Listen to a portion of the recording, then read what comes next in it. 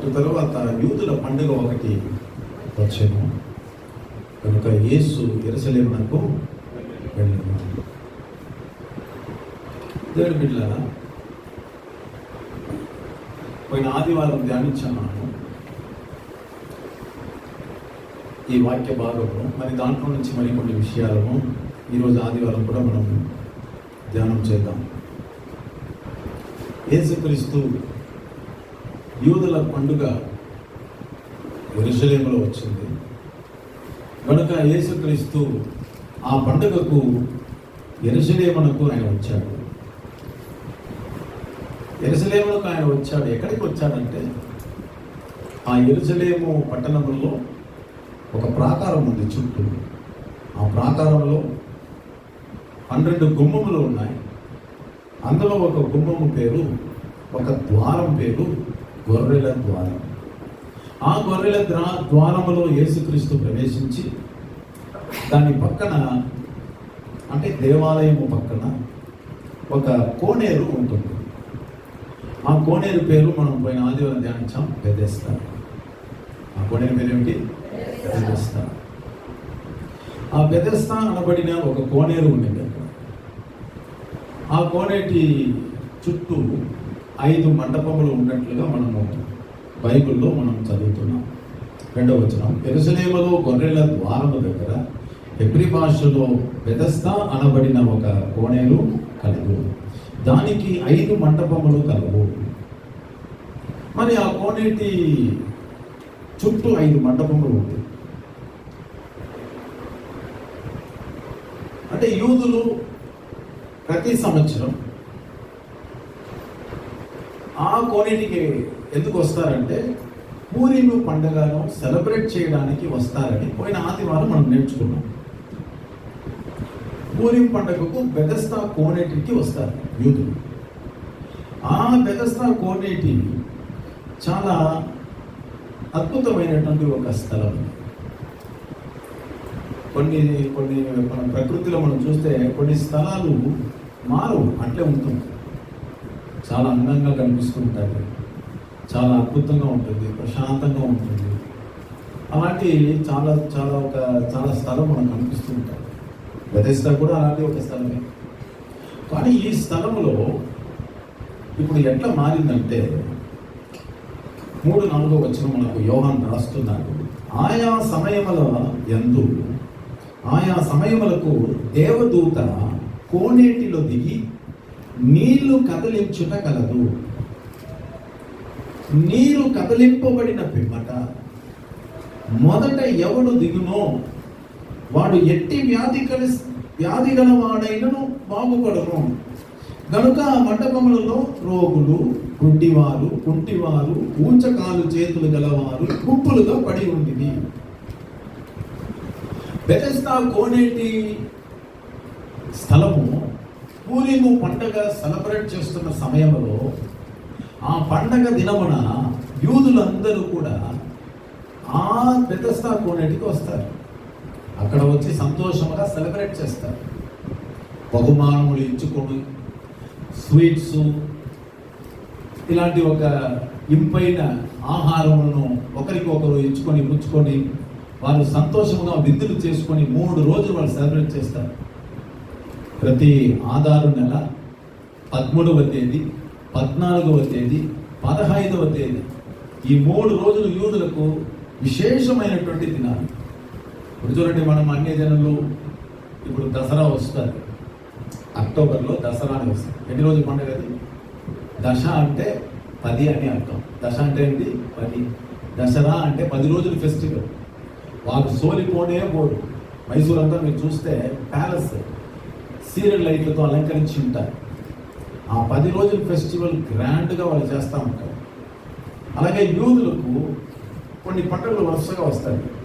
పస్కా పండుగ మొదటి రోజు, 2వ రోజు పొంగని రొట్టెల పండుగ, ఆ 2వ రోజు నుంచి వరుసగా 7 రోజులు వాళ్ళకు పండుగ.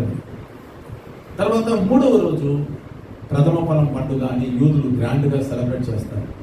ఇట్లా యూదులు వరుసగా కొన్ని పండుగలు సెలబ్రేట్ చేసే అలవాటు వాళ్ళకు ఉన్నాయి. దేవుడు కూడా వారికి కొన్ని పండుగలను నియమించారు. కానీ ఎస్తర్ గ్రంథంలో మనము పోయిన ఆదివారం మనం నేర్చుకున్నాం, దేవుడు ఎస్తర్ ద్వారా తన సొంత జనాన్ని దేవుడు ఎలా రక్షించాడని. మనం అనుకుంటున్నాం ఎస్తరు ప్రార్థన చేసింది, ఎస్తరు ఉపవాసం ఉండింది, ఎస్తరు రాజ ఆజ్ఞను మీరి రాజ దగ్గర పోయింది, అన్ని వాస్తవము కరెక్టే. కానీ ఎస్తరులో అలాంటి వైరాగ్యము రావడానికి కారణము ఎస్తరు లోపల ఉన్న మన ప్రభు అయిన యేసుక్రీస్తు. హల్లెలూయా. ఎస్తరులో యేసుక్రీస్తు నివసించాడు కనుక, నిలిచినాడు కనుక ఎస్తరులో ఒక వైరాగ్యం ఉంది, ఎస్తరులో ఒక వాంఛ ఉంది, ఎస్తరులో ఒక పట్టుదల ఉంది, ఒక మొండితనం ఉంది, ఒక పౌరుషం ఉంది. ఎస్తరు మామూలు స్త్రీ కాదు. ఎస్తరు జీవమగల దేవునిని కలిగి ఉన్న ఒక స్త్రీ. దానికి నిదర్శనం ఎస్తరులో ఉన్న యేసయ్య ఎస్తరును ప్రేరేపించగా ఎస్తరు 3 రోజులు దినములు ఉపవాసం ఉండింది, తనతో కూడా ఉన్న వారితో కూడా. తన పినతండ్రి అయినటువంటి మొర్దెకాయితో ఎస్తరు చెప్తుంది, నువ్వు ఈ యూదుల మన జాతికి చెందిన యూదులందరినీ ఉపవాసం ఉండమని చెప్పు, నేను నాతో కూడా ఉన్న మా దాదిమారు వాళ్ళందరూ కూడా ఉపవాసం ఉంటాము. రాజా ఆజ్ఞ రాకముందే ఆయన సముఖం ఎదుట నేను వెళ్తాను 3వ రోజు. ఒకవేళ ఆజ్ఞ మీరి నేను ఏదైనా ఉండి నాకు మరణం వస్తే కూడా మరణించడానికి కూడా నేను రెడీగా ఉన్నానని ఎస్తరు మొండిగా చెప్తాను. అలాంటి ఒక జీల్, అలాంటి ఒక ఆసక్తి, అలాంటి ఒక పట్టుదల, వైరాగ్యం ఈరోజు విశ్వాసులైన మనలో ఉండాలి. మనలో ఉండాలంటే యేసయ్య మనలో ఉంటేనే అది మనకు వస్తుంది. యేసయ్య లేకపోతే మనలో ఎట్లా వస్తాయి చెప్పండి? యేసు మనలో ఉంటేనే ఆ యొక్క ఆసక్తి, ఆ యొక్క వైరాగ్యం మనలో ఉంటుంది. లేదంటే మనం ఏదో పండగలో మనం ఏం చేస్తాం, డాన్సులు ఆడుకుంటా, తాగుతా, మనం ఏం చేస్తాం, ఏదో కార్యాలు చేసుకుంటూ విచ్చలవిడిగా ఉంటుంది. కారణం ఏంటి? యేసయ్య మనలో లేదు. బాగా అర్థం చేసుకోండి. అన్ని జనుల పండగల్లో మనము తిరగడము, నాట్యమును ఆడడము, పిచ్చి పిచ్చిగా మాట్లాడడము, బూతు మాటలు మనం మాట్లాడడం, అల్లరితో కూడిన ఆటపాటలతో మునిగిపోయి మనం ఆటలు ఆడుకోవడము, ఇవన్నీ ఏమిటంటే మనలో యేసుక్రీస్తు లేకపోవడం. ఏ విశ్వాసిలో యేసుక్రీస్తు లేడో ఆ విశ్వాసి జీవితం నాశనం అయిపోతుంది. ఇది బాగా ఆలోచన చేయండి.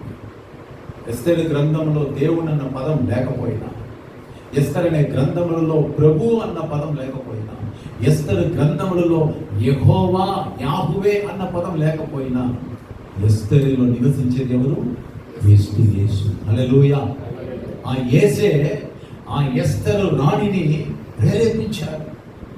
నువ్వు ఎందుకు గమ్మున ఉంటున్నావు? నువ్వు ఆ అహష్వేరోషు రాజు 127 సంస్థానములకు రాజుగా ఉన్న అతనికి భార్యగా నిన్ను చేసింది దేనికి? నువ్వు ఈ కాలంలో మౌనముగా ఉంటే రక్షణ యూదులకు మరొక దిక్కు నుండి లేచును కనుక నువ్వు ఈ కాలమున నువ్వు మౌనముగా ఉంటే రక్షణ దేవుడు వేరే దిక్కు నుండి దేవుడు ఏం చేస్తాడో తీసుకుని వస్తాడు. కనుక నువ్వు మౌనంగా ఉండవద్దు, నువ్వు ఉపవాసం చెయ్యని ఈ ఎస్తరు రాణి జీవితంలో ఉన్న యేసయ్య ప్రేరేపించడం ద్వారా ఎస్తరు మహారాణి ఏం చేసింది? ఉపవాసం ఉండింది. మనకు తెలుసు వాక్యం. ఆ తర్వాత ఏం జరిగింది కూడా మనకు తెలుసు. యేసు ఎస్తరిలో నివసించాలి. ఎస్తర్ అంటే నక్షత్రం అనే అర్థం. ఎస్తర్ అంటే అర్థం ఏంటి? నక్షత్రం. అదే పేరు యూద భాషలో, ఎబ్రియ భాషలో ఎస్తర్ అనేది హదస్సా. ఆ హదస్సా అంటే గొంజి చెట్టు అని అర్థం. ఆ గొంజి చెట్టు ఎప్పుడు కూడా లోయలో ఉంటుంది. లోయ మీన్స్ దీన స్థితి. లోయలో ఉండే ఆ యొక్క చెట్టులో యేసుక్రీస్తు ఏం చేస్తున్నాడు? నివసించి ఉన్నాడు. దీన స్థితిలో మనం ఉన్నాము దేవుని బిడ్డలారా. మనలో యేసయ్య మనల్ని వెతుక్కొని వచ్చి మనలో నివసించాడు. మన దీన స్థితిని దేవుడు ఏం చేశాడు? ఉన్నతమైన స్థితిగా దేవుడు తీసుకొని వచ్చాడు. హల్లెలూయా. సో కనుక ప్రతి విశ్వాసి బాగా గమనించండి, ప్రతి విశ్వాసిలో యేసయ్య ఉన్నాడని మనం చూసుకోవాలి. నీలో యేసయ్య ఉన్నట్లయితే నీ జీవితం ఆశీర్వదం. Thank you Jesus. మేము పోయిన వారములలో ఈ యమహా కీబోర్డును PSR SX 700 అనేది కొనడానికి దేవుడు ప్రేరేపించాడు. నేను పోయిన ఆదివారం దేవుడి మందిరంలో చెప్పాను, దానికి ముందున్న వారం కూడా చెప్పాను. ఈ మరి ఇది కొనడానికి మేము కేరళకు వెళ్తున్నాము. దీని వెల 85,000 రూపాయలు. కానీ మేము 78,000 అనుకొని మేము పోయేటప్పుడు మా దగ్గర అంత డబ్బు లేదు. దేవుని సహవాసంలో చెప్పాము, ప్రేరేపణ కలిగిన వారు మీ వంతు మీరు దీనికోసం మీ హస్తము చాపండి. దేవుని భాషలో చెప్పాలంటే మీ ప్రేరేపణ ఉన్నట్లయితే మాకు ఇవ్వండి, బలవంతం కాదు. మన సహవాసములలో ఆ కాల సహవాసములలో అందరూ ఏం చేశారు? వారి శక్తి కొలది దేవుడికంటూ వారి హస్తములను చాపారు. హల్లెలూయా. చెప్పినారా లేదా? చాపారు. కానీ ఇంకా మాకు అవసరం ఉంది. నేను కేరళ పోయేటప్పుడు ప్రతి మ్యూజికల్ షాప్కు ఫోన్ చేసి ఈ మాదిరిగా PSR SX 700 ఉంది సార్, అది అప్డేట్ అయిపోయింది, ఇప్పుడు ఆ పీస్ రావట్లేదు. PSR SX 720 లేటెస్ట్గా వచ్చేస్తుంది, మీరు అది కొనండి సార్. ఎంత రేటుని అడిగితే 1,40,000. సరే మాకెంత ఇస్తున్నారు? 1,05,000 ఇస్తాను. కానీ మాకు ఇదే కావాలి అని చెప్పి మేము పోయినాం. అన్ని షాపులు ఫోన్ చేసి ఎత్తిన వాళ్ళంతా లేదు లేదు అని అంటున్నారు. అయ్యో ఇది ఏమైపోయిందబ్బా అని అనుకున్నాను. దేవుడు మనతో ఉన్నాడా లేదా, లేదు దేవుడికి ఇష్టం ఏదో లేమో. నాకు మనసు వేరే విధంగా పోతా ఉంది. సరే వేరే దానికన్నా వెల తక్కువగా ఉండేది ఏదో ఒక యమహాను తీసుకొని పోదాము, ఎట్లా వచ్చినాము ఉన్న డబ్బును పెట్టుకొని తీసుకొని పోదాము అట్లా ఆలోచన. శుక్రవారం ఉదయకాలం బేస్తవారం ఉదయకాలం మేము బయలుదేరాం.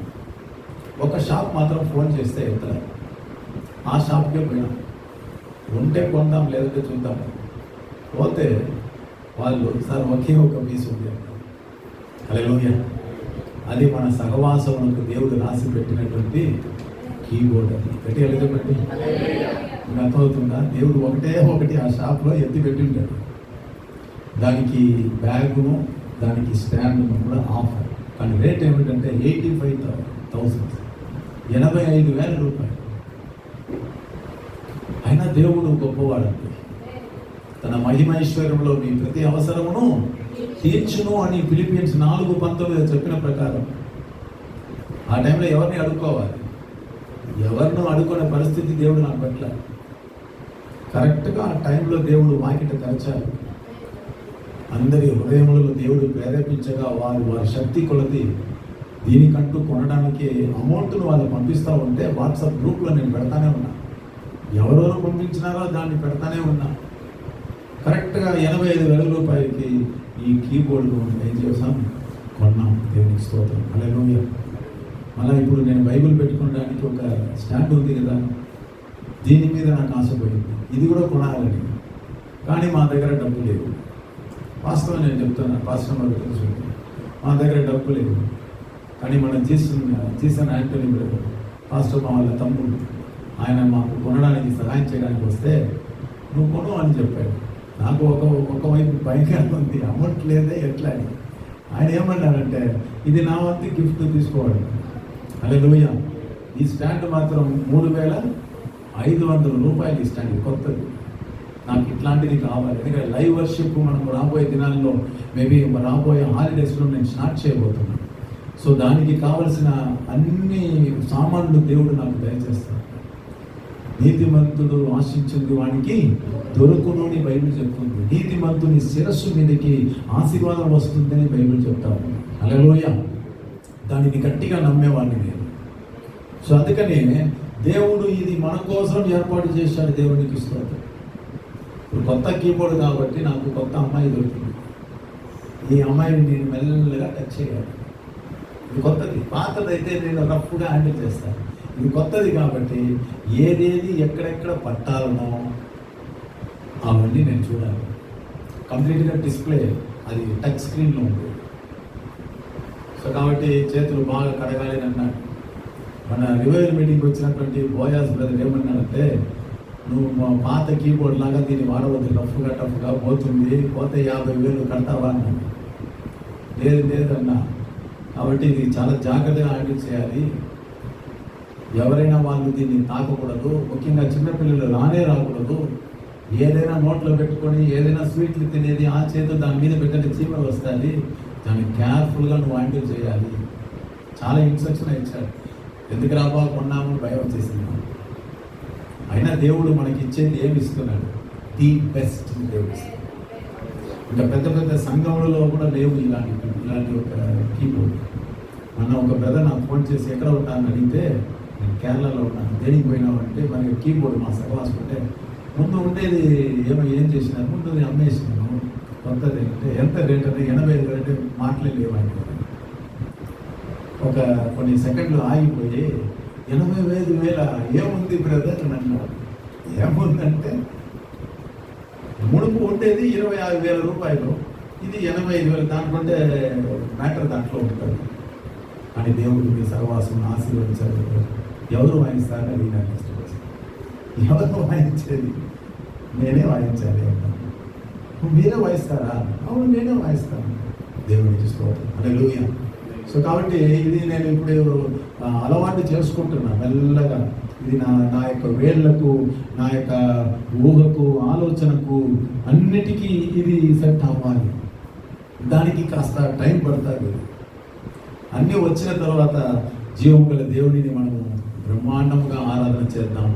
దేవుడు ఈ చిన్న సహవాసంలో దేవుడు ఏం చేస్తున్నాడు? ప్రేమిస్తున్నాడు, గణపరుస్తున్నాడు. హల్లెలూయా. నన్ను గణపరచు వానిని నేను గణపరచును దేవుడు అన్నాడు. ఎట్లా మొర్దెకాయ్ ఆ రాజ గుమ్మమ్మ దగ్గర, షూషాను కోట దగ్గర గేట్ కీపర్గా ఉన్న మొర్దెకాయ్ హామాను అన్న ఆ ప్రధానమంత్రి ఇటువైపు అటువైపు వచ్చేటప్పుడంతా అందరూ ఆయన వచ్చే సమయమున ఆ గుర్రము మీదనో రథం మీదనో వచ్చేటప్పుడు మోకాలు ఉండి ఆ హామాను ఏం చేయాలి? నమస్కారం చేయాలి. కానీ మొర్దెకాయ్ చేసేవాడు కాదు. చెప్పండి. మీరు కూడా ఆ పట్టుదలతో ఉంటారు. తెలుసో తెలియకనో యేసయ్యను మీరు నమ్ముకుంటారు. దేవుడి కృప వలన రక్షణ పొందారు. దేవుడు మీకు ఉచితముగా నిత్య జీవమును ప్రసాదించారు. దానికోసం మీరు కష్టపడింది ఏమీ లేవు. యేసయ్య రక్షణ కోసం మీరు త్యాగం చేసింది ఏమీ లేవు. అవన్నీ దేవుడు మీకు ఉచితముగానే దేవుడు దయచేశారు. కానీ యేసయ్యకు మహిమార్థముగా మీరు ఉండాలంటే మీ జీవితంలో యేసయ్య తప్ప వేరే ఎవ్వరూ ఉండకూడదు. హల్లెలూయా. యేసయ్యనే మొదట స్థానంలో ఉండాలి. ఆ తర్వాతనే తల్లిదండ్రులు, ఆ తర్వాతనే సేవకులు, ఆ తర్వాతనే ఆత్మీయులు, ఆ తర్వాతనే బంధువులు, ఆ తర్వాతనే స్నేహితులు. యేసయ్యనే మొదటి స్థానంలో ఉండాలి. మొర్దెకాయ్ హామాను వచ్చిపోయే సముద్రంలో మిగతా వాళ్ళందరూ మోకాలుని నమస్కారం చేస్తూ ఉంటే మొర్దెకాయ్ అలా చేయవాడు కాదు. అది యేసయ్యకు నచ్చింది. వాడి ప్రవర్తన, వాడిలో ఉన్నటువంటి రోషము, వాడిలో ఉన్న వైరాగ్యము, మొండితనము యేసయ్య ప్రేమించి మొర్దెకాయలో యేసయ్య నివసించాడు. గట్టిగా చెప్పండి. అమ్మా, యేసయ్యను మనం కలిగి ఉండాలంటే మన లోపల ఏం ఉండాలి? రోషం ఉండాలి. నేను ఆరాధించుతున్న దేవుడు రోషము గల దేవుడు అని మనలో ఉండాలి. ఆ రోషము, మనం ఆరాధించుతున్న దేవుడు వైరాగ్యం కలిగిన దేవుడు అంటే మా వైరాగ్యం మనలో కూడా ఉండాలి, రావాలి. లేకపోతే మనం మామూలు క్రైస్తవులుగా ఉంటే ఏం ప్రయోజనం చెప్పండి? దేనికి ప్రయోజనం కాదు. మనలా మన జీవితంలో అభివృద్ధి కాదు. సో దేవునికి స్తోత్రం కలుగును కాదు. మంచి ఈ కీబోర్డును కొనేసి మేము రిటర్న్ వచ్చేటప్పుడు నా అకౌంట్ మొత్తం 0 అయిపోయింది. నా అకౌంట్ మొత్తం ఏమైపోయింది? 0. క్యాష్ నీళ్ళు, క్యాష్ లేవు. సేలం, ఈ రోడ్డు సేలం దాటుకొని వస్తూ ఉన్నా, సడన్గా ఒక నోటిఫికేషన్ వచ్చింది. అంటే నోటిఫికేషన్ అంటే ఒక మెసేజ్ వచ్చింది. సో ఏమిటి అని చెప్పి చూశాను. అప్పటికే టైము 10:50, నియర్లీ 11 గంటలు. చూస్తా ఉంటే ఆ నోటిఫికేషన్లో ఫోన్పే ఉంది. సరే, దేవుడికి స్తోత్రం. ఫోన్పేలో ఏదో ఉంది అని చెప్పి ఓపెన్ చేస్తూ ఉంటే నాకు ప్రేమపూర్వకమైన కానుక అని చెప్పి లవ్ గిఫ్ట్ అని ఉంది. దాంట్లో టైప్ చేసి ఉంటారు లవ్ గిఫ్ట్ అని. చూస్తే దాంట్లో 5,000 రూపాయలు. అదే చెప్పండి, మీకు కాదండి, నాకు దేవుడు బహుమానం ఇస్తున్నాడు. అంటే దేవుడి ఉద్దేశం ఏమిటంటే నీ అకౌంట్ మొత్తం నేను సున్నా చేయడా, నీ అకౌంట్లో ఉండేది ఉండాలి. అది నేను ఖాళీ చెయ్యనురా. నువ్వు నా నిమిత్తము నువ్వు ప్రయాసపడుతున్నావు చూడు, దానికోసం నేనేం చేస్తున్నా, ఖాళీ చేయకుండా ఇదిగో నేను ఒక కాకోళము ద్వారా నేనేం చేస్తున్నా, నీకు నేను ఆ బహుమానం పంపిస్తున్నానని చెప్పి దేవునికి స్తోత్రం. హల్లెలూయా. నా భార్యను లేపి చెప్తా ఉంటే పాకడ వచ్చింది అంటుంది ఆమె. ఎక్కడ? సేలం దాటిన తర్వాత. కాదమ్మా, అది మరిగా వచ్చింది అంటే సరే దేవునికి స్తోత్రం. అలా వచ్చి చూస్తుంటే మేము సంతోషించాము. మళ్ళా ఆ పంపించిన ఆయనకు మేము థ్యాంక్స్ పెట్టాము. మరి ఎవరు కాదండి, అది ఎవరు కాదండి, అది ఎవరంటే జీసన్ యాంటనీ కాదు, లార్సన్ యాంటనీ. హల్లెలూయా. ఇది ఆయన బహుమానం. ఆయన నాకు 5,000. పోయినసారి పరిచయం చేసేటప్పుడు ఆయన నా కానుక ఏమి ఇవ్వలేదు. పోయినసారి పరిచయం చేసేటప్పుడు ఆయన ప్రారంభించిన మొదటి ఆ యొక్క ప్రేయర్ అండ్ వర్షిప్, దానికి సేవకుడు వాక్య పరిచయం చేశాడని కానుకేలా. ఈ మధ్యలో ఆయన ఆ రూపంలో ఏం చేశాడు, ఆ కానుకను పంపించాడు. అది కరెక్ట్గా వచ్చి నా అకౌంట్లో పడింది. దేవుడు ఇదంతా ఎందుకు చెప్తున్నాను, జరిగిన విషయం. దేవుడు నాలో ఉన్నట్లయితే నేను వేసే ప్రతి అడుగును దేవుడు సుభిక్షంగా ఆశీర్వాదకరంగా మారుస్తాడని మీ ముందర చెప్తున్నాను. నేను ఏదో సృష్టించుకొని ఊహించుకొని నేను కల్పనగా మాట్లాడలేను. నాకు జరిగిన దానిని ఎక్కువ తక్కువ కాకుండా ఉన్నది ఉన్నట్టుగా నేను చెప్తా ఉన్నా. నేను తప్పుగానో అబద్ధంగానో చెప్తే దేవుడు నన్ను శిక్షించును కాక. నేను చెప్పేదంటే నిజం. దేవుడు నాతో కూడా ఉన్నాడు. మొర్దెకాయితో దేవుడు ఉన్నాడు. ఎస్తేరు అనేటువంటి ఆ కన్యకలో యేసయ్య ఉన్నాడు. కనుక ఆమె 127 సంస్థానములకు రాజుగా ఉన్న ఆ అహష్వేరోషు రాజుకు భార్యగా మారింది, రాణిగా మారింది. దేవుడు ఆమె యొక్క అంతస్తును దేవుడు మార్చాడు. అలాగే తన పినతండ్రి అయిన మొర్దెకాయి జీవితంలో యేసయ్య దిగి ఉన్నాడు కనుక అతనిలో ఉన్న వైరాగ్యమును బట్టి, రోషమును బట్టి ఆ మొర్దెకాయిలో యేసయ్య దిగి ఉన్నాడు కనుక అతనిని ఆ యొక్క పెర్షియా దేశమునకు 127 దేశమునకు ప్రధానమంత్రిగా దేవుడు మొర్దెకాయిను మార్చి ఉన్నాడు. కావాలంటే ఎస్తర్ గ్రంథంలో పోయి మీరు చదవండి. వీరిద్దరి యొక్క స్థితిని దేవుడు మార్చాడు. నేను ఈరోజు మీ ముందర ఒక ప్రశ్న వేస్తున్నా. ఆ ప్రశ్న యొక్క సారాంశం ఏమిటంటే, యేసు నీలో దిగి ఉన్నాడా, యేసు నీలో ఉన్నాడా అన్న ప్రశ్న వేస్తా ఉన్నా. పేరుకు మాత్రం క్రైస్తవులుగా ఉంటే మనకు ఆశీర్వాదం ఎట్లా వస్తుంది అని అడుగుతున్నా నేను. దేవుని బిడ్డలారా, అది సాధ్యమే కాదు. కాబట్టి మనము చూస్తున్నాం, బెతెస్దా కోనేటి దగ్గర యూదులు సంవత్సరం ఆదారు నెల 13, 14, 15వ తేదీ పూరం పండుగను ఆ బెతెస్దా కోనేటి దగ్గర గ్రాండ్గా సెలబ్రేట్ చేస్తారు. అలాంటి గ్రాండ్గా సెలబ్రేట్ చేసే స్థలం ఇప్పుడు ఎట్లా మారి ఉన్నది? అసహ్యంగా మారి ఉన్నది. యోహాను మనకు చెప్తా ఉన్నాడు. అచ్చట రోగులు, గుడ్డివారు, కుంటివారు, ఊచకాలు చేతులు గలవారు గుంపులుగా పడి ఉండిరి. వ్యాధిగ్రస్తులు గుంపులుగా పడి ఉన్నారు. దేవుడి బిడ్డలారా, అది ఎంత బాధ కనిపిస్తుందంటే చాలా బాధగా ఉంది. చూడండి, చాలా బాధగా అనిపిస్తుంది. ఎవరెవరు పడి ఉన్నారు అక్కడ? అందమైన స్థలం, శ్వాసన కలిగి ఉన్న స్థలం. బెతెస్దా ఎట్లా ఉంటుందంటే సౌందర్యమైన స్థలం, శ్వాసన గల స్థలం. ఇప్పుడు గబ్బైపోయింది. అది ఎట్లా గబ్బైపోయింది? రోగులు, 5 మండపము నిండా రోగులు, గుడ్డివారు, కుంటివారు, ఊచకాలు చేతులు గలవారు గుంపులుగా పడి ఉంటే ఎట్లా ఉంటుందండి? చాలా కష్టం. అసలు వీళ్ళు ఎందుకు అక్కడ వచ్చారంటే, అక్కడ బెతెస్దా కోనేటి దగ్గర మామూలుగా యూదులు సెలబ్రేట్ చేయడానికి వస్తారు కదా, అలా సెలబ్రేట్ చేయడానికి వస్తూ పోతూ ఉండగా యూద జనాలలో ఒకడు ఒక అబద్ధమైనటువంటి ఒక కథను, ఒక స్టోరీని చెప్పగలిగాడు. మీరు చూడండి, కొన్ని ట్రెడిషనల్ చర్చల్లో కొన్ని విగ్రహములు ఉంటాయి. మరియమ్మ విగ్రహము, యోసేపు విగ్రహము,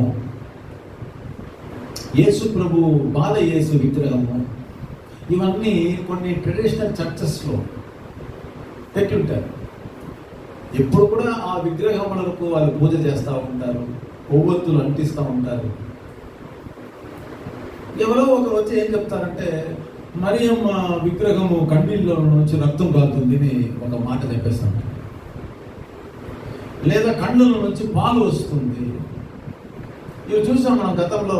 ఈ మాదిరిగా ఎవరో ఒకరు చెప్తున్నారు, మన విగ్రహము అలా కనుసైగ చేసింది, నేను చూస్తూ ఉండగా నవ్వింది. అది నిజమో అబద్ధమో ఎవరికి తెలియదు. ఎవరో ఒకటి చెప్పబోయి అని జనాలు పోతా ఉంటారు.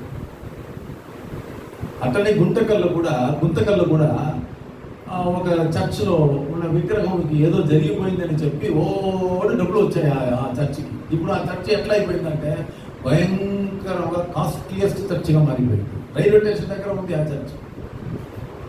ఎవడో ఒకడు ఏదో చెప్పేది. ఇప్పుడు మన సహవాసం కూడా ఎవరో వచ్చి మీరు పోయేటప్పుడు, ఆ సైమన్ రాజు పాస్టర్ జరిపిస్తున్న చర్చిలో నేను ఈరోజు పోయినానండి, నాకు యేసయ్య ఆ ఎవరి స్క్రీన్ మీద నుంచి నాకు కనిపించాడండి, యేసయ్య నన్ను చూసి 32 కళ్ళు నన్ను చూపించాడండి అని చెప్పేస్తే అది నమ్ముకుని నలుగురు వస్తారండి. వచ్చే ఆదివారమే వస్తారు చూడండి. అందుకని మీరు పోయి చెప్పవద్దు. నేను చెప్తా ఉన్నా, మీరు ఏం చెప్తున్నారో దాన్ని బట్టి ఉంటుంది అక్కడ. యూదులలో ఒక యూదుడు ఏం చేశాడు ఆ పండగ రోజుల్లో, నేను చూశాను రా, పరలోకం నుండి ఒక దూత దిగి వచ్చినాడు రా. అవునా, ఎవరు ఆ దూత? ఆయన నాకు మాత్రమే కనిపించాడు రా. మరి ఏం చేసినాడు? వచ్చి ఆ నీళ్లను, నెమ్మలంగా ఉన్న నీళ్లను తన వేళ్ళతో అట్ట కదిలించినాడు రా. కదిలించేటప్పుడు ఆ నీటిలో పోయి స్నానం చేసినారా. ఆ స్నానం చేస్తే నాకున్న వెనకాల ఉన్న నడుము నొప్పి ఏం చేసింది, బాగా అయిపోయింది రా అన్న. ఊరికి అట్లా మాట. దేవదూత వచ్చినాడు, నీళ్ళను ఏం చేసినాడు? కదిలించాడు. మొదటగా ఎవరు దిగుతాడో ఆడ లిటికేషన్ చూడండి. ఆడ ప్రాబ్లం ఏమిటంటే, ఫస్ట్ ఎవరో ఒకరు పోయి స్నానం చేయాలట.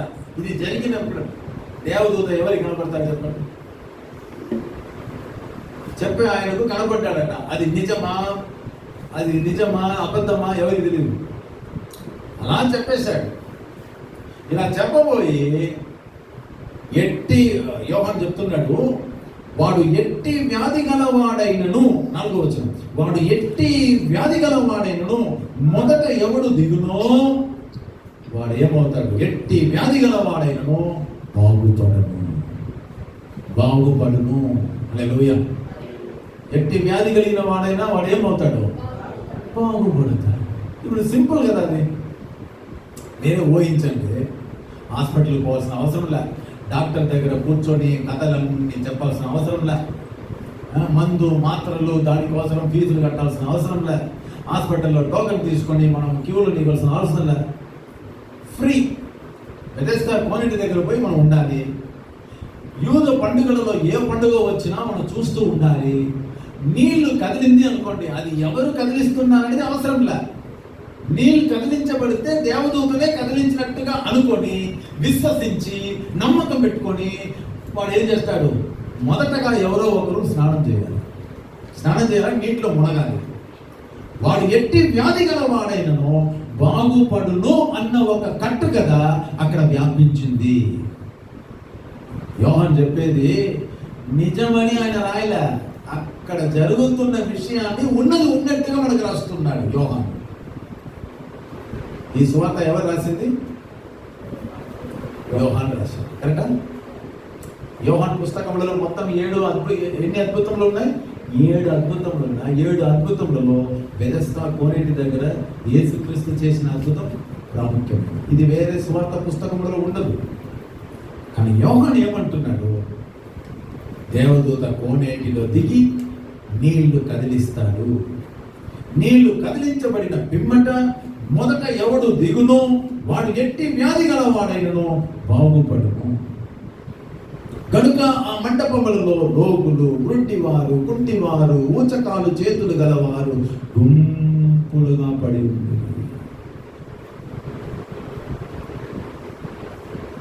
అందుకోసం వ్యాధిగ్రస్తుల స్థలంగా మారిపోయింది, ఘోరంగా మారిపోయింది, అసహ్యంగా మారిపోయింది. క్రైస్తవ సమాజంలో అనేక మందికి బెథెస్దా కోనేటి సత్యం తెలియట్లే.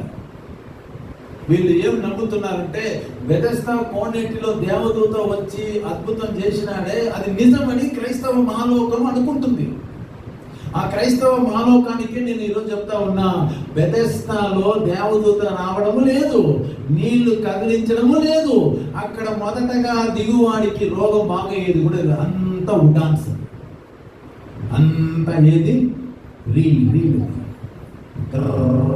మాట కదా. అరే బాగా రీల్ వేస్తున్నావు రా, నిజం చెప్పుకోయి, నువ్వు బాగా ఈ రీల్ అంతా వేసి వదిన మనకి తమాస్కి అంటామే. ఆ మాదిరిగా బెథెస్దా కోనేటిలో ఈ మాదిరిగా ఒక మూఢనమ్మకము, అపనమ్మకము, అవిశ్వాసము ఆడ వ్యాపించింది. కనుక వ్యాధిగ్రస్తులందరూ ఆ యొక్క కోనేటికి చేరిపోయిన వాళ్ళు గుంపులుగా అక్కడనే పడి ఉన్నారు.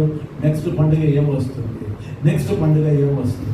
ఈరోజు పస్కా పండుగ సరే మిస్ అయిపోయింది, రేపు మనకు ఏం వస్తుంది, పొంగని రొట్టెల పండుగ వస్తుంది అని ఆడే వడిగాపులో ఉంటారు. మళ్ళీ రొట్టెల పండుగ అయిపోయిన తర్వాత మళ్ళీ 3వ రోజు ప్రథమ ఫల పండుగ సరే ఉందాంలే అక్కడనే ఉండేది. ఆ తర్వాత ఇంటికి పోయి మళ్ళీ పెంతెకోస్తు పండుగ వస్తాం. 50 దినములలో పెంతెకోస్తు పండుగ వస్తుంది కదా, కాబట్టి పెంతెకోస్తు పండుగకు మళ్ళీ వచ్చి గుంపులుగా పడి ఉంటారు. ప్రతి పండుగ సమయమున అక్కడ కిక్కిరి ముక్కిరి వేయాల్సి వస్తుంది. ఫుల్ రష్, క్రౌడ్ అంటే క్రౌడ్, జనం అంటే జనము.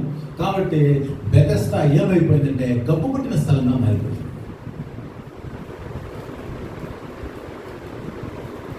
రోగులు, గుడ్డివారు, కుంటివారు, ఊచకాలు చేతులు గలవారు గుంపులుగా పడి. కనుక యేసయ్య ఎక్కడికి వచ్చిండాడు చెప్పమ్మా? బెథెస్దా కోనేటికి వచ్చి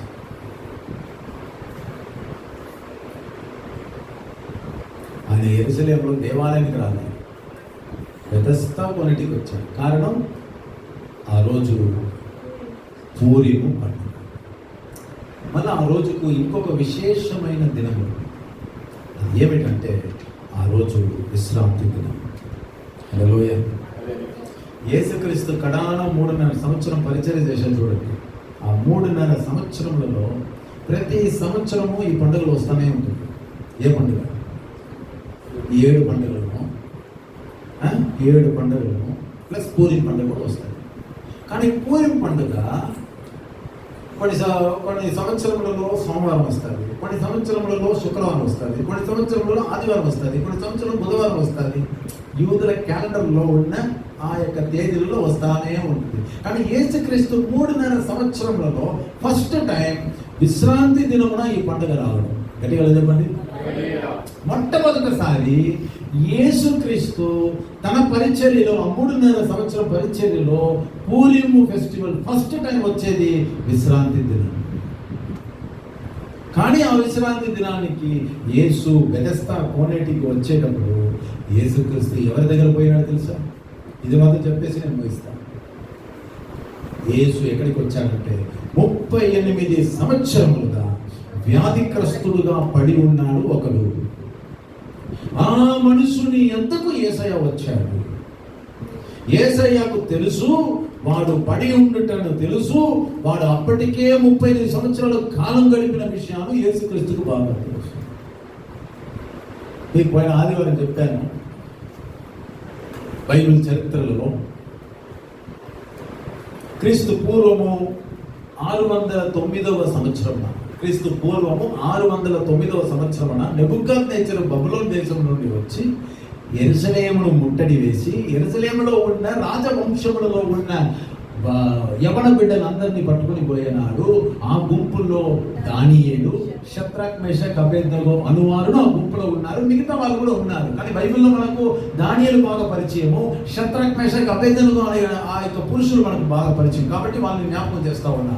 మొట్టమొదటిసారి నెబుకద్నెజర్ అనే రాజు బబులోను నుంచి వచ్చి యెరూషలేమును పట్టుకొని యెరూషలేములో ఉన్న యవ్వన వయసులో ఉన్న పురుషులను తీసుకొని పోయాడు బబులోను దేశం.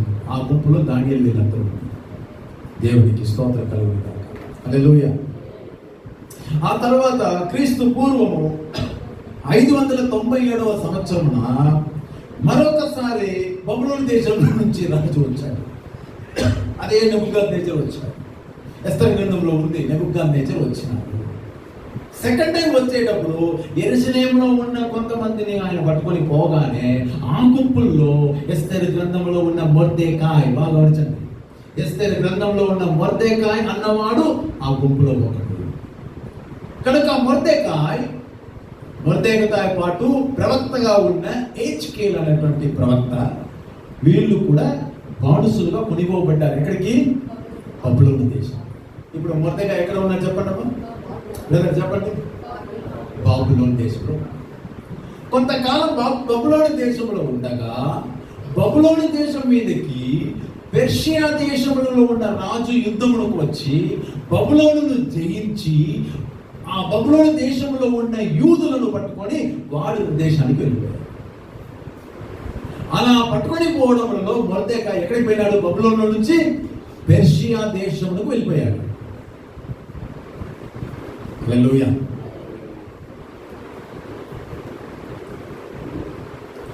ఆ తరువాత వారు అక్కడ పోయి చేరి అక్కడ ఉన్నారు, బానిసలుగా ఉన్నారు.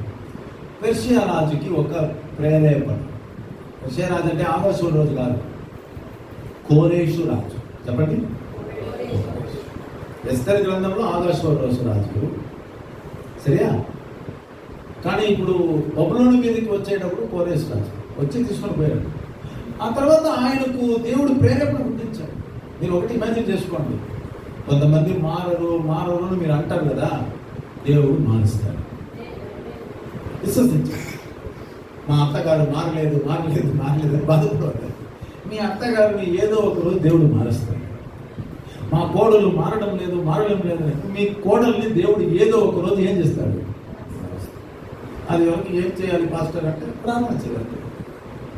సరే, మొత్తం మీద కోరేషు రాజుకి దేవుడు ప్రేరేపణ పుట్టించాడు.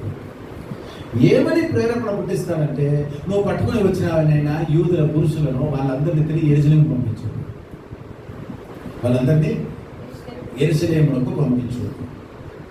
సర్లే అని చెప్పి యెరూషలేమునకు యూదులందరూ తిరిగిపోండి అని ఒక మాట ఇచ్చారు. అలా చెప్పగానే కొందరు యెరూషలేముకు వచ్చేసినారు. ఎక్కడి నుంచి? పెర్షియా దేశంలో నుండి వచ్చేసినారు. కొందరు ఏమన్నారంటే, మాకు ఇదే బాగుంది, మా ఊరు మాకు. ఇప్పుడు ఉద్యోగం నిమిత్తము, చదువు నిమిత్తము మనం చెన్నైకి, బెంగళూరుకి, హైదరాబాద్కి మనం పోతా ఉంటాం చూడండి. పోతామా? ఉద్యోగం కోసం. అలా ఉద్యోగం కోసం, చదువు కోసం పోయి అక్కడ ఏదో ఒక కార్యం చేసి అక్కడ పెళ్లి చేసుకొని అక్కడ ఏదో కొన్ని సంపాదించి అంటే ఒక ఇల్లు కట్టించి ఇప్పుడు మనం సెటిల్ అయిపోయినాం. హైదరాబాద్లో, పోనీ బెంగళూరులో, పోనీ చెన్నైలో, ఏదో ఒక ఊర్లో మనం సెటిల్ అయిపోయినాం. ఇప్పుడు ఏం వస్తుందంటే, సార్ మీరు హైదరాబాద్లో ఈ కంపెనీలో చేయాల్సిన అవసరం లేదు, మీ సొంత ఊరు తిరుపతి కదా, మీ ఊరు వెళ్ళండి, మన కంపెనీ అక్కడ ఉంటుంది, పోయి చేరే వాళ్ళు ఈ రోజే లెటర్ ఇస్తాను, పోయి చేరి అక్కడ పోయి ఆ కంపెనీ అక్కడే ఉండండి, ఎందుకంటే సొంత ఊరు అదే కదా, పోటీ అని అంటే కొందరు వచ్చేసినారు హైదరాబాద్ నుంచి, కొందరు బెంగళూరు నుంచి వచ్చేసినారు, కొందరు మొండిగా ఏం చేస్తున్నారంటే మాకు ఇది సెటిల్ అయిపోయింది, ఈ మహాపట్టణం మాకు అలవాటు అయిపోయింది, ఇక్కడ మాకు కొన్ని ల్యాండ్స్ ఉన్నాయి, ఇక్కడ మాకు జనాలు బాగా పరిచయము, ఇక్కడ మాకు కొందరు బంధువులు ఉన్నారు, ఇక్కడ మాకు కొంచెం స్నేహితులు ఉన్నారు, ఈ ఊరు అలవాటు మాకు బాగా అయిపోయింది, పర్వాలేదండి, మేము తిరుపతికి రాము, మేము హైదరాబాద్కి వచ్చినాము, మా ఊరు ఇక్కడనే, ఆధార్ కార్డు అడ్రస్ మార్చేసినాము, మేము పాన్ కార్డు కూడా తీసుకున్నాము, హైదరాబాద్లోనే మేము వాసులుగా నిలిచి ఉండిపోతాము అని చెప్పి కొందరు ఉంటారు కదా, అట్లా పరిస్థితిని బట్టి. అట్లా కోరేషు రాజు ప్రేరేపణ ఇచ్చి యూదులను మీ సొంత దేశానికి వెళ్ళండి అని చెప్తే కొందరు పోయినారు, కొందరు ఏం కాలే. అర్థమైందా? నేను వాక్యం ముగిస్తాను. పోకుండా అలా వాళ్ళు అన్నారు.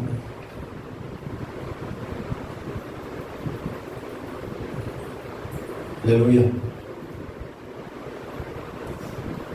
పోయేవారు పోయారు, పోలేని వారు లేదండి మీకు అభ్యంతరం లేకపోతే మేము ఈ ఊర్లోనే ఉండిపోతాం అని వాళ్ళు అక్కడ సెటిల్ అయిపోయారు. మళ్ళీ సంవత్సరాలు పోతానే ఉంది. మళ్ళీ ఏం పోతుంది? సంవత్సరాలు పోతానే ఉంది. హల్లెలూయా. సంవత్సరం పోయే కొద్దికి క్రీస్తు పూర్వము 478వ సంవత్సరమున ఒక ఆజ్ఞ వచ్చింది. ఇప్పుడు పోయేవారు వెళ్ళండి.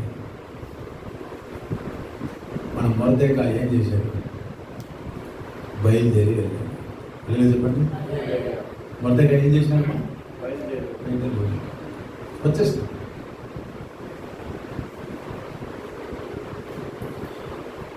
క్రీస్తు పూర్వము 516 నుండి క్రీస్తు పూర్వం 478 సంవత్సరం వరకు అక్కడనే ఉన్న కొంతమంది యూదులు ఆ తర్వాత ఆ రాజు ప్రేరేపణను బట్టి మేము పోతామని చెప్పి బయలుదేరారు. పెర్షియాను విడిచి ఎక్కడికి పోయినారు? అమ్మ బాగా అని చెప్పి. ఇది మీరు కొంచెం అర్థం చేసుకుంటేనే మీకు దీంట్లో ఉన్న దేవుడు మనకు చేసినటువంటి కార్యం మనకు అర్థమవుతుంది. యేసు బెతెస్దా కోనేటికి వచ్చేటప్పుడు వ్యాధిగ్రస్తులు అందరూ ఉన్నారా? ఎన్ని రోజులు కాసుకుని ఉన్నారో మనకు తెలియదు. ఒక ఆయన మాత్రం 38 సంవత్సరాలుగా పడి ఉన్నాడు. ఎన్ని సంవత్సరాలు? 38 సంవత్సరాలు. హల్లెలూయా. యేసు అందరి దగ్గర పోలే, కరెక్టా? యేసు గుడ్డివాడి దగ్గర పోయి నీకు చూపు కలుగును గాక లేచిపో అన్న. మూగవాడి దగ్గర పోయి నీకు మాటలు కలుగును గాక పో అని చెప్పలే. చెవిటి వాడి దగ్గర ఎఫ్ఫాతా తెరవబడును గాక అని చెప్పలే. తలితా కూమ్ చిన్నదాన్న లెమ్ము అని చెప్పలే. 38 సంవత్సరాలుగా బెతెస్దా కోనేటి దగ్గరనే నివాసం చేస్తూ ఒక గబ్బు పట్టిన వాడు అలా ఉన్నాడు. వాడి పేరు కూడా బైబిల్లో చెప్పలే. వాడు అక్కడే పడి ఉన్నాడు. కారణం, ఆ బెతెస్దా కోనేటి దగ్గర ఆ నీటిలో దిగడానికి తనకు ఎవరైనా సహాయపడతారా అని చెప్పి 38 సంవత్సరాలుగా పడి ఉన్నాడు. ఈ పరమ నీచుడు. వీడికి మనుషుల సహాయము అందుబాటులో లేవు, వీడికి ఎవరి సహాయం అందుబాటులో లేవు. కానీ ఈరోజు విశ్రాంతి దినం కదా, పైగా పూరిం పండుగ కదా, క్రీస్తు యేసు అన్న ఒక ఆయన దగ్గర వచ్చి స్వస్థపడగోరుచున్నావా అని అడగగా వీడు ఏం చేసి ఉంటాడు? ఎవరబ్బా నాయన, అయ్యా నీకు దండము, ఎవరు నన్ను అడిగేవారు లేరు, నువ్వైనా నేను ఒక మనిషి అని గుర్తించి నా బతుకు మీద జాలిపడి స్వస్థపడగోరుచున్నావని అన్నావే, ఆ మాటకైనా నీకు స్తోత్రం, అయ్యా నీ పేరు ఏమిటి అని అడిగి ఉంటాడు. వాడికి అనంత సమయంలో అసలు తల ఎత్తి కూడా యేసయ్యను చూడలే. చెవిలో మాత్రం వినబడింది స్వస్థపడగోరుచున్నావా అని. ఈ రోగి అయ్యా యేసును చూడలే, ఎవరని. అయ్యా వీడు కథ చెప్తున్నాడు. ఏం కథ చెప్తున్నాడు? నీళ్లు కదలింపబడినప్పుడు నన్ను కోనేటిలోనికి దించుటకు నాకు ఎవడూ లేడు కనుక నేను వచ్చేంతలో మరి ఒకడు నాకంటే ముందుగా దిగునని ఆయనకు ఉత్తరం ఇచ్చింది. యేసుక్రీస్తు ఇది అడిగాడు. హలో చూడండి బాగా, యేసుక్రీస్తు నిన్ను అడిగింది ఏమిటి? స్వస్థపడగలుగుతున్నావా? డైరెక్ట్ క్వశ్చన్, కామన్ క్వశ్చన్ గా లేదు. ఎవరికి అందరినీ అడుగుతున్నారని అడగల. మీరందరూ స్వస్థపడబోతున్నారా? లైన్లో వచ్చి నిలబడండి, 1 2 3 అని చేసుకుని అందరినీ పిలవల. వీడికి మాత్రం వచ్చి వీడికి మాత్రం చెప్పాడు, నీకు రోగం బాగవ్వాలనా? యేసు తన నోట్లో నుంచి వచ్చిన మాట ఏ మాట తెలుసా? గ్రీక్ భాషలో 2 పదం ఉంది. ఒకటి రేమా, ఇంకొకటి లోగోస్. లోగోస్ అంటే శాశ్వతంగా ఉండే మాట.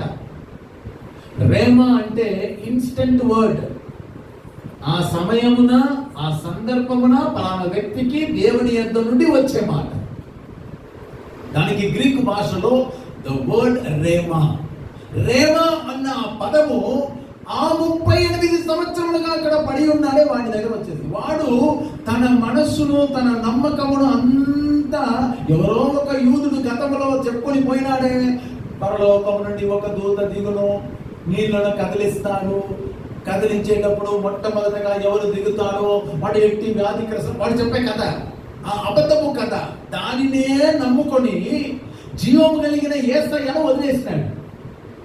ఈ రోజుల్లో మనం ఎట్లా ఉన్నామంటే మంచిది చెడ్డది తెలివించే వృక్షాలనే చూస్తూ ఉన్నాం. మనము జీవ వృక్షమును మనం పట్టించుకోవడం లేదు.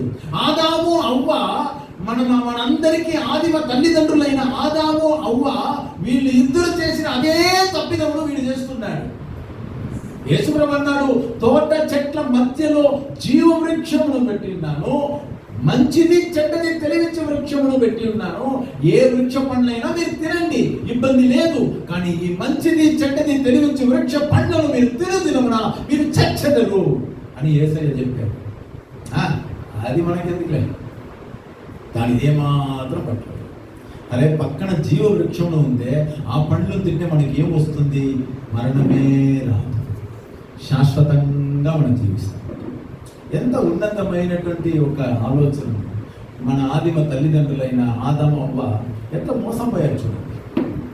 అపవాది తంత్రమునకు, అపవాది యొక్క కుయుక్తికి బలి అయిపోయారు. ఇప్పుడు కూడా మనం బలి అయిపోతున్నాం. మనం జీవము గల యేసయ్య వాక్కుకు మనకు ఏమిలే విలువలేదు. అది వదిలేసి ఎక్కడ ఎవరు ప్రార్థన చేసి ఏమి ఇస్తారో, ఎక్కడ ఏది చేస్తారో, ఆడకి ఈడకి వీడికి ఆడకి మనం తిరుగుతూ ఉంటాం. మన మనసు అంతా మనకేమిటంటే షార్ట్ కట్లో మనకు అన్ని స్వస్థత కలగాలి. కానీ దేవుడు అంటున్నాడు, నీకు స్వస్థత కావాలన్నా? నువ్వు స్వస్థపడగోరుచున్నావా? అదే స్ట్రైట్ క్వశ్చన్. ఎస్ అనాలి లేదా నో అనాలి. వీడు వేరే ఏదో సంగతులు మాట్లాడుతున్నారు. కారణం ఏమిటంటే డిసప్పాయింట్మెంట్. వాళ్ళు చాలా మోసపోయారు. నిరుత్సాహం. 35 సంవత్సరాలు మీరు చూడండి, 38 years ఏ మానవుడైనా వచ్చి వాడి దగ్గర ఈ మాట అంటాడా? నువ్వు స్వస్థపడవచ్చున్నావా? ఇప్పుడు ఫస్ట్ టైం ఆ మాట వినగానే దండం పెట్టుకొని ఉంటారు.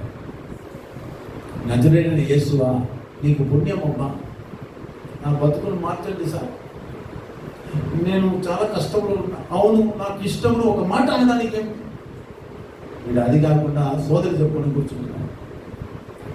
కోనేటిలోనికి దించుటకు నాకు ఎవడును లేడు, అది తెలుసురా.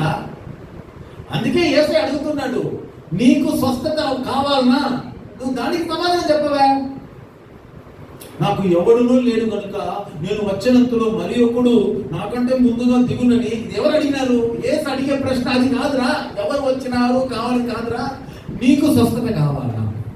ఈరోజు జీవ వృక్షమును, క్రీస్తు యేసును మానవుడు పట్టించుకోవడం లేదు.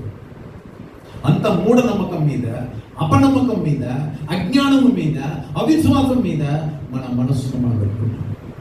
సో దేవుడి సంగమా, దేవుడి క్రీస్తు యేసు ఏం చేశాడు తెలుసా? మనం చూస్తున్నాం. క్రీస్తు 8వ వచనంలో, యేసు నీవు లేచి నీ పరిపెత్తుకొని నడువమని వానితో చెప్పగా, వెంటనే, వెంటనే మీన్స్ ఇమ్మీడియట్లీ. ఇంగ్లీష్లో ఇమ్మీడియట్లీ. జీసస్ యొక్క పవర్ అదేంటి? ఇమ్మీడియట్లీ వాడు స్వస్థత ఉంది. వాడు లేవడానికి శక్తి లేవండి. యేసు మాటలు టక్కుని లేపింది అంటే ఇన్స్టెంట్ హీలింగ్. ఆ పవర్ చూడండి, ఇన్స్టెంట్ హీలింగ్. పోతూ పోతూ నీకు శక్తి వస్తుంది నీకు చెప్పలే. Instant healing. లేచి నీ పరుపెత్తుకొని నడువు అని యేసు ప్రభు వాడితో చెప్పగా వెంటనే వాడు స్వస్థత నొంది తన పరుపెత్తుకొని ఏం చేశాను? నడిచాను. పరిగెత్తలే, నడిచాను. నడిచి ఏడకపోయి ఉంటాడని అనుకుంటున్నారు మీరు? 5వ అధ్యాయంలో 14వ వచనంలో, అటు తర్వాత యేసు దేవాలయంలో వాడిని, అది విశ్రాంతి దినం, షబ్బత్. ఆ షబ్బత్ అనే ఆ యొక్క విశ్రాంతి దినమున వీడిని యేసు ప్రభు బాగు చేశాడు. కనుక వీడు ఎక్కడికి పోయినాడు? ఫస్ట్ టైం దేవాలయం. ఇమాజిన్ చేయండి, 38 years, 38 సంవత్సరాలుగా దేవాలయం రాదు. కోనేటి దగ్గర బెదస్తా పుట్టి క్రైస్తవులకి ఇది దేవుడు అంటున్నాడు, చెప్పుతో మిమ్మల్ని కొట్టినట్టుగా దేవుడు చెప్తున్నాడు. బెదస్తా కాదు, బిగస్తా కాదు. ఆ దాని మీద మీరు నమ్మకం వచ్చినట్లయితే మీరు నిజమైన క్రైస్తవుడు కాదు. ఈరోజు సర్వశక్తి గల దేవుడును, పరలోకపు యజమానుడును, నిన్ను నిత్యము చూస్తున్న ఎల్రోయి దేవుని యొద్దకు నువ్వు రా. నువ్వు బెదస్తాని చెప్పుకొని నువ్వు ఆడ ఈడ తిరగవద్దు. కోయంబత్తూరులో ఉంది, మళ్ళా అక్కడ చెన్నైలో ఉంది, మళ్ళీ ఆడ ఉంది. మీరు ఏడపోతే బాగుపడలేరు. మోసం పోవద్దండి. వాళ్ళు బాగా సంపాదించుకున్నారు, వాళ్ళు బాగా డబ్బులు సంపాదించుకొని ఆస్తికర్తలుగా అయిపోయినారు. మోసపోయారు మీరు యేసయ్యను వదిలేసి మీరు ఏ కోనేటిలో మునిగినా మీకు విమోచన లేదు, మీకు ఎలాంటి రక్షణ కూడా లేదు. మీరు యేసయ్య ఎదుకు రావాలి. అందుకే యేసయ్య వాడిని ఆ స్పాట్లో నుంచి లేపి వచ్చాడు. దాని అర్థం ఏమిటి? 38 సంవత్సరాలుగా పెర్షియా దేశంలో పడి ఉన్నవాడు మొర్దెకాయి. ఎన్ని సంవత్సరాలు? 35 సంవత్సరాలు. కానీ దేవుడు అతనిని ఎక్కడికి నడిపించాడు?